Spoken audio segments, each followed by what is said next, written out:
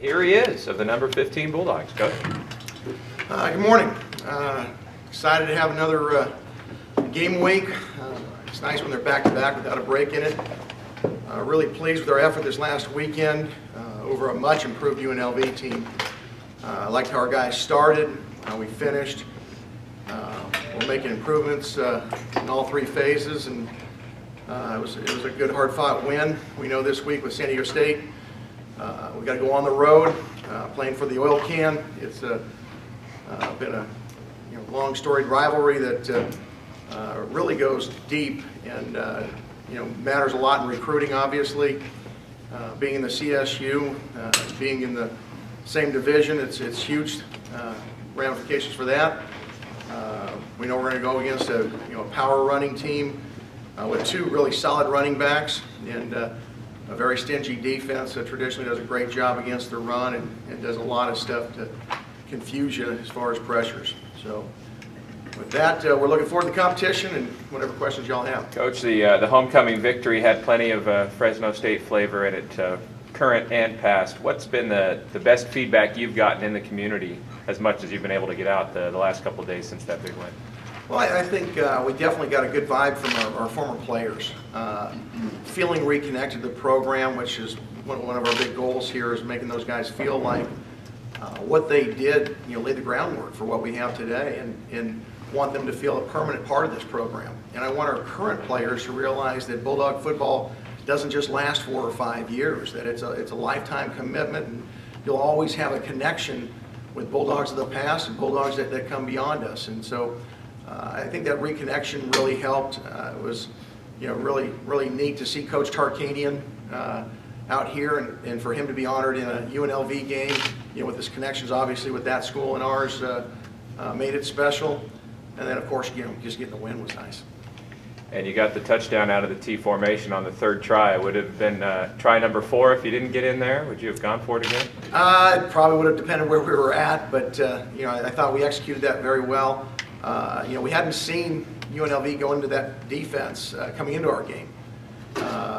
When we went to the T, they came out in a gap 8 that was a little bit of a surprise to us. They did a good job stuffing us on the inside run, and the counterplay ended up working pretty good, and we blocked it well, and Juice got in. So again, that was a little tip of the cap to Coach Sweeney in his old T-heavy days, as a little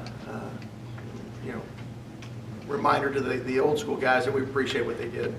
Another Sweeney staple was the vertical passing game, and you guys showed that right off the bat. How fun was that? Because most teams this year have played you to take that away, and this team didn't.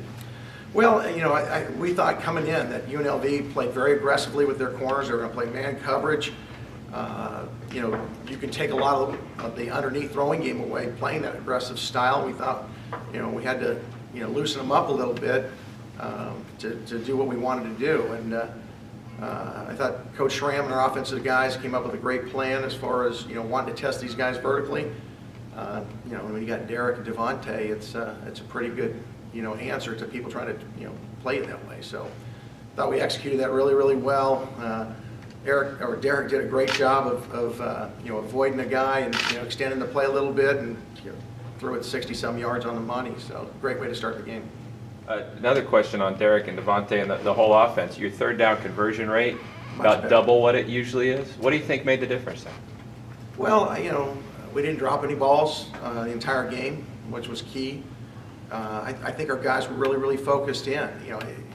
Third down, red zone has been a huge emphasis for us this year, and we're getting better. I think we had some third and shorts that we ran, and then the time we didn't convert on it, I talked to Dave beforehand and told him, hey, we're going to go 2 downs here.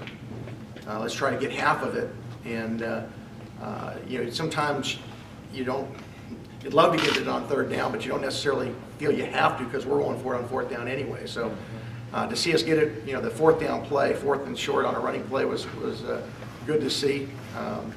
You had 4th and 4 and you got it on the ground. I mean, doesn't that say a lot for how far your running game has come? Oh, it really does. And again, that play, Derek gets us in the right play. We give him an option depending on how they're trying to defend us. And 4th and 4, I think probably smart-wise, they decided to try to loosen the box up and defend the pass. Well, when we get this thing going the right way, we should be able to get 4 or 5 yards when we need to with a light box. And it was good to see that in a critical time where we needed to do it, our guys executed it.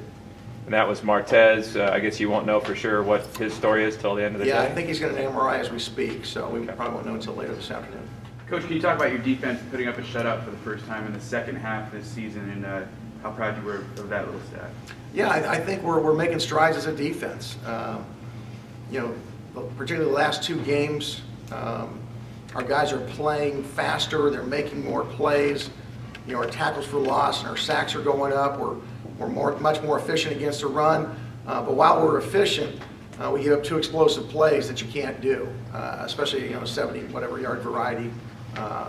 Right after we went up at 21-0. And it's a basic play that we just did a poor job of fitting our execution. But even with that, with those 2 plays for 90 yards, I think we're under 300 for the game, which is pretty good standard because they've been blading 500 yards on the last couple of opponents they had. Coach, 2 teams in the conference are undefeated in the conference. You guys and obviously the next opponent, San Diego State. They're coming off a bye. What's the challenge for going down there where they've had plenty of time to prepare for you guys? Well, you hit the nail on the head. They've had 2 weeks to get ready for us. I'm sure they've got an excellent coaching staff. They're going to pour through our tape and find whatever weaknesses they can in all 3 phases. They should be well rested. Anytime you go on the road, it's always a challenge to win, and they're at home where they've played well. So we know it's going to be a tough, hard-fought conference game. Their guys got a lot of pride. Our guys got a lot of pride. I think it just sets up for a great game. Coach, I know you don't like to talk about rankings or anything like that, but Then you're not going to ask me? I'm going to ask you. I'm going to ask you just how nice it is to see Fresno State right smack in the middle of those BCS rankings, and then maybe the impact that this football team is having on this community. There's a lot of excitement already building. It's only going to get stronger from now on. Well, and I kid about that. It is nice to be in the discussion, but it's one of those things you can take one of 2 ways as a coach and as a player. You can drink it up and think you're pretty good and lose focus on the task at hand, and it'll all come crashing down. And that's the concern you have as a coach. Or you can take the other tack that, hey, we know what's out there. We know it's well within our control as we go on 1-0 every week. We do that, it'll take care of itself. And I think our guys have bought into that. We know that going 1-0, while there's satisfaction in that win every week, all it is an investment into something that hopefully down the line could lead into a really big payoff with a potential BCS berth. So we're going to use it as a motivation for our guys, but it's only motivation to get us to 1-0 every single week, because as soon as you slip up one game, all that stuff's done. So, if you think you're ripe, you're almost rotten. Hey, we've talked about in some of your wins, you've been able to win and learn the lessons in a win instead of a loss. It seemed like there might be a couple lessons to learn in this one, and one of them you hit on at halftime with the way you guys handled the end of the first half. Yeah, and we talked about that yesterday in our staff meeting. To have it over again, I probably would have called a timeout with 8 seconds left after we got the first down, as opposed to clocking it.